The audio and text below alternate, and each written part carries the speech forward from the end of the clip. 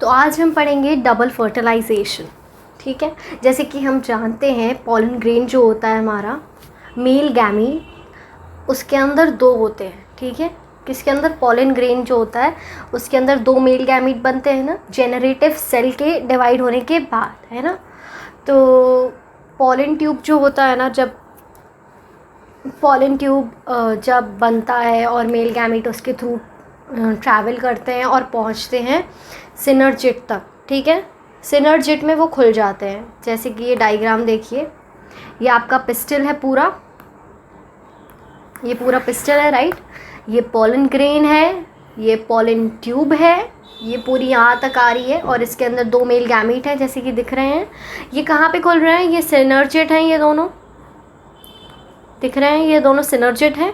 ये egg cell है और ये पोलर न्यूक्लियाई है और ये तीनों एंटीपोडल हैं। ओके, तो हमारा जो पॉलन ट्यूब होता है वो फिलीफॉर्म एपरेटस होता है सिनर्जिट के ऊपर, तो वो जो गाइड करता है पॉलन ट्यूब को सिनर्जिट में खुलने के लिए। तो पॉलन ट्यूब क्या करता है, वो सिनर्जिट के अंदर खुलता है।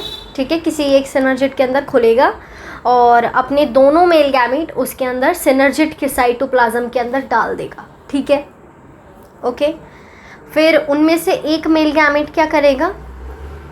एक मेल गैमीट फ्यूज़ करेगा हमारा एग सेल के साथ, ये जो है बीच में ये, ठीक है। और उनमें से एक मेल गैमीट क्या करेगा? वो फ्यूज़ करेगा हमारे पोलर न्यूक्लियाई के साथ। ये दिख रहे हैं आपको, इसके साथ। ठीक है, इतना समझ आ गया कि एक मेल गैमीट, इनमें से एक मेल गैमीट हमारा एग सेल के साथ फ्यूज़ कर जाएगा। ठीक है, और इनमें से एक मेल गैमीट हमारा पोलर न्यूक्लियाई के साथ फ्यूज़ कर जाएगा। तो जो एक मेल गैमीट होगा वो एग सेल के साथ फ्यूज़ होगा और इस प्रोसेस को सिनगैमी कहेंगे। और दोनों फ्यूज़ करके बनाएंगे क्या प्रोडक्ट? जाइगोट। ठीक है, और जो दूसरा मेल गैमीट है वो पोलर न्यूक्लियाई के साथ फ्यूज़ करेगा। पोलर न्यूक्लियाई 2n होता है, मेल गैमीट n होता है, तो दोनों फ्यूज़ होके 3n बनाएंगे, जो भी बनाएंगे।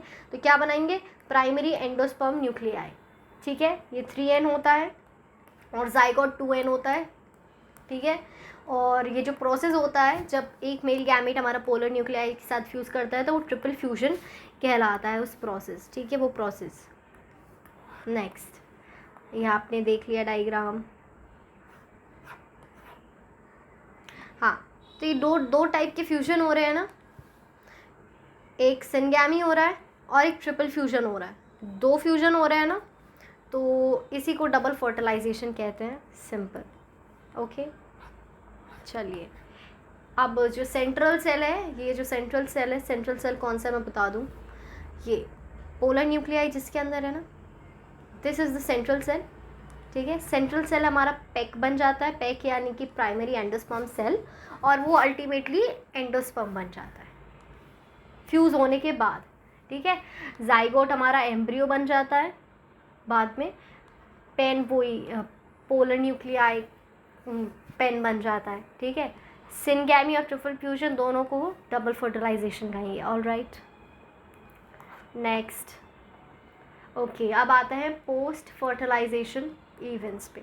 ठीक है, तो यानी कि फर्टिलाइजेशन हो गया, एक मेल गैमीट और एक female gamete, female gamete egg था और एक मेल गैमीट, दोनों फ्यूज़ होके, जो प्रोसेस था सिनगैमी था, दोनों ने फ्यूज़ होके जाइगोट बना दिया।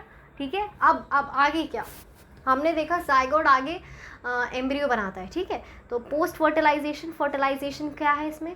Mail gamete plus female gamete, that is fertilisation, simple, it form zygote. ठीक है, फर्टिलाइजेशन हो गया हमारा।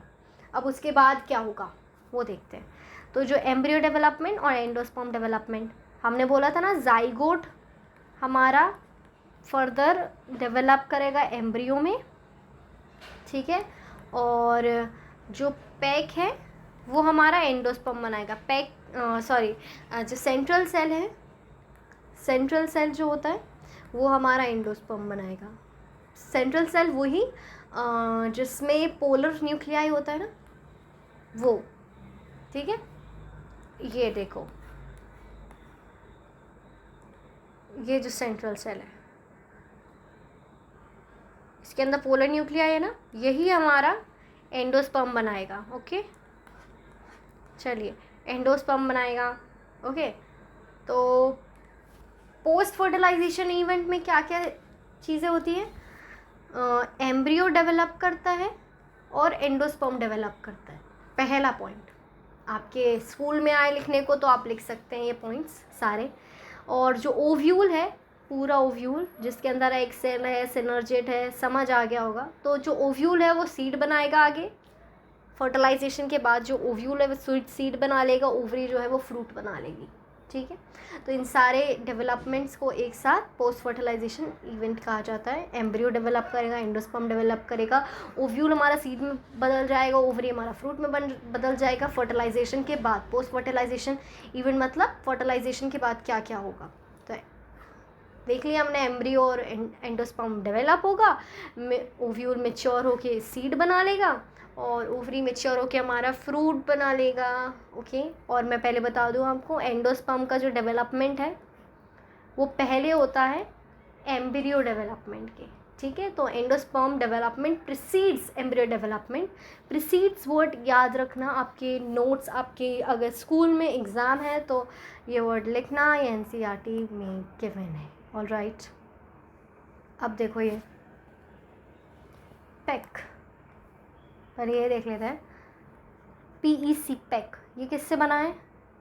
Primary endosperm cell, central cell से बना है ये। ओके, ऑल राइट, अब तो समझ आ गया होगा। ठीक है, अब पैक क्या करेगा? वो रिपीटेडली डिवाइड करेगा और एंडोस्पर्म टिश्यू बना लेगा जो कि 3N होगा, क्योंकि पोलर न्यूक्लियाई ऑलरेडी 2N थे प्लस उसमें मेल गैमेट जोड़ा जो कि N था, तो फॉर्म क्या बन गया? 3N हो गया। ठीक है, एंडोस्पर्म टिश्यू क्या होता है? ये एक न्यूट्रिटिव टिश्यू होता है। ठीक है, ये एम्ब्रियो का खाना होता है। ठीक है, और ये रिजर्व फूड मटेरियल होता है। Simple, reserve food material and use for nutrition of developing embryo. Embryo जो बड़ा होता है उसको खाने की ज़रूरत होती है, तो वही ये पूरा एंडोस्पर्म डेवलपमेंट है।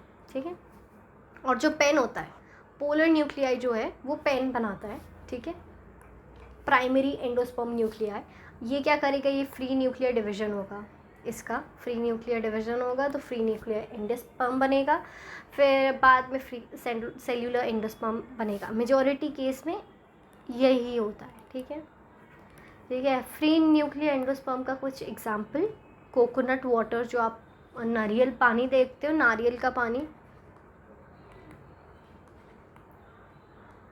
पानी तो वो कोकोनट वाटर है। और जो मलाई होती है ना उसकी, वो जो होती है ना वाइट कलर का, नारियल पानी में कर्नल कहते हैं उसे, और वो सेल्यूलर एंडोस्पर्म का एग्जाम्पल है। ऑल राइट, तो हम एंडोस्पर्म कंज्यूम करते हैं। ठीक है, आप देखते हैं अगर जो एंडोस्पर्म है वो लाइक एम्ब्रियो डेवलप होता है, ठीक है, तो डेवलपमेंट के लिए उसे न्यूट्रिशन चाहिए ना कहीं से, तो वो एंडोस्पर्म से लेता है। इतना समझ आया? अब अगर पूरी तरीके से एम्ब्रियो जब डेवलप हो रहा था उसने एंडोस्पर्म कंज्यूम कर लिया है पूरा, ठीक है, वो किस किस में कंज्यूम कर लेता है? पी, बीन्स और ग्राउंडनट, ये एग्जांपल याद रखना। इसमें एंडोस्पर्म पूरी तरीके से ख़त्म हो जाता है क्योंकि एम्ब्रियो पूरा खा लेता है एंडोस्पर्म। ठीक है, मेच्योर सीड बनने से पहले। ठीक है, सीड मेच्योरेशन के पहले एंडोस्पर्म पूरा कंज्यूम हो जाता है पी, बीन्स और ग्राउंडनट में। और जो एंडोस्पर्म होता है वो अगर बच जाता है, लाइक पूरा एम्ब्रियो डेवलपमेंट हो गया है, सीड बनने के बाद भी एंडोस्पर्म अगर बच रहा है, ठीक है, वो किस किस में बचता है? कैस्टर और कोकोनट में। और जब बचता है तो वो सीड जर्मिनेशन के दौरान कंज्यूम हो जाता है। ठीक है, तो ये याद रखना एग्जाम्पल्स। एंडोस्पर्म अगर है, बचा हुआ है, तो उसके एग्जाम्पल कैस्टर और मेस।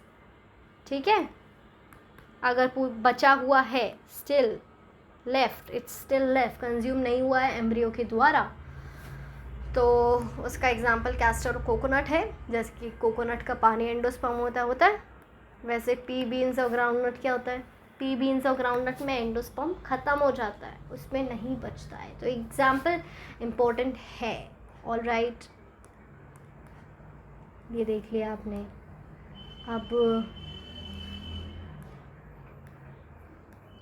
अब एक टॉपिक है आर्टिफिशियल हाइब्रिडाइजेशन, ठीक है।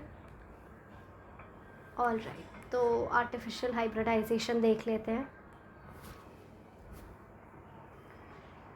आर्टिफिशियल हाइब्रिडाइजेशन जैसे कि अलग अलग स्पीशी का क्रॉस कराना हो ह्यूमन के द्वारा एक अच्छी स्पीशी बनाने के लिए, यानी कि हम क्रॉस करा रहे हैं, ह्यूमन का इंटरवेंशन है, इंसान करा रहा है उसको, तो उसको आर्टिफिशियल हाइब्रिडाइजेशन कहा जाता है। जब हम क्रॉस कराते हैं डिज़ायरेबल कैरेक्टर्स के लिए, कि हमारे मनपसंद कैरेक्टर्स आएँ, उसके लिए हम क्रॉस कराएं, तो उसको आर्टिफिशियल हाइब्रिडाइजेशन कहा जाता है, ठीक है। ये आर्टिफिशियल हाइब्रिडाइजेशन कराया जाता है क्रॉप इम्प्रूवमेंट प्रोग्राम्स में होता है ये, ठीक है। यानी कि सिर्फ हम चाहते हैं कि यही पॉलन गिरे, तो उसमें यूज़ होता है, उसके लिए होता है ये। और स्टिग्मा को प्रोटेक्ट करते हैं हम कंटामिनेशन से, ठीक है। अब देखते हैं कुछ चीज़ें कैसे कराते हैं आर्टिफिशियल हाइब्रिडाइजेशन, ठीक है। तो आप देखो, अगर आपके पास प्लांट बाइसेक्सुअल है, यानी कि उसके पास मेल पार्ट भी है और फीमेल पार्ट भी है, ठीक है। तो पहला स्टेप क्या करेंगे हम, अगर फीमेल मतलब कि हमें यही वाला फीमेल पोर्शन चाहिए, ठीक है, तो क्या करेंगे, पहला स्टेप है मैस्क्यूलेशन, यानी कि जो मेल पार्ट है उसको हम हटा देंगे, ठीक है, रिमूव कर देंगे उसको। ऑल राइट, फोर्सेप की मदद से रिमूव कर देंगे, काट देंगे, ये आपको दिख रहा है। फिर उसके बाद क्या होगा, देखो फीमेल पार्ट बचा, मेल पार्ट हमने हटा दिया है ना। फिर इसके बाद क्या करेंगे हम, कि हमें एग इसी का चाहिए तो, ठीक है। अब बैगिंग करेंगे, नेक्स्ट स्टेप है बैगिंग, यानी कि जो ये फीमेल पार्ट है इसके ऊपर एक प्लास्टिक या फिर बटर पेपर का बैग लगा देंगे एक, ठीक है। मतलब बैगिंग कर देंगे सिंपली, इसके ऊपर बैग लगा देंगे कि कोई भी पॉलन ग्रेन आके ना गिर जाए, क्योंकि हमें अपने मनपसंद का पॉलन चाहिए इस पर, ठीक है। फिर बैगिंग कर दिया। अब जैसे हम पॉलन ले आए, अपने मनपसंद का ले आए, तो हमने बैग हटा के उस पर पॉलन डाल दिए, ठीक है। फिर उस पर बैग लगा दिया कि कोई और सा ना आ जाए चीज़ उस पर गिर जाए, ठीक है। तो हमने रीबैगिंग कर दी। तो पहले अगर बाइसेक्सुअल फ्लावर है और हमें फीमेल का एग यही वाला चाहिए, तो क्या करेंगे, मेल पार्ट हटा देंगे उसको क्या कहेंगे, स्टेप को मैस्क्यूलेशन, तो हट जाएगा, ये हट गया। फिर नेक्स्ट स्टेप होगा बैगिंग, यानी कि फीमेल पार्ट जो है उसको हम प्रोटेक्ट करेंगे, बटर पेपर का बैग सूटेबल साइज़ का लाएंगे और इसके ऊपर रख देंगे कि दूसरा कोई पॉलन ग्रेन आके इस पर ना गिर जाए, ठीक है, क्योंकि हमें अपने मनपसंद का पॉलन लाना है। तो वांटेड पॉलन हम डस्ट कर देंगे, फिर बैग हटा के पॉलन इस पर डस्ट कर दिया और फिर से दोबारा से बैग कर दिया कि दोबारा इस पर कुछ हो ना जाए, इसलिए रीबैगिंग कर दिया। तो emasculation, bagging and rebagging, wanted pollen dust करते हैं, ठीक है। इसी को, ये एक स्टेप है पूरा हमारा यूज़ होता है आर्टिफिशियल हाइब्रिडाइजेशन में, समझ आ गया होगा। इमैस्कुलेशन, रिमूवल ऑफ एंथर का रिमूवल है। हाँ, ये बड फॉर्म में होता है कि पूरी तरीके से जब ये मैच्योर ना हो ना, क्या मेल पार्ट मैच्योर ना हो, उससे पहले ही हम ये कर देंगे, ठीक है। बड फॉर्म में होना चाहिए, तब हम करेंगे ये चीज़, ठीक है। और बैगिंग, इमैस्कुलेटेड जो फ्लावर है, यानी कि जिससे मेल पार्ट हटा दिया गया है, उसको कवर कर देंगे सूटेबल बैग्स।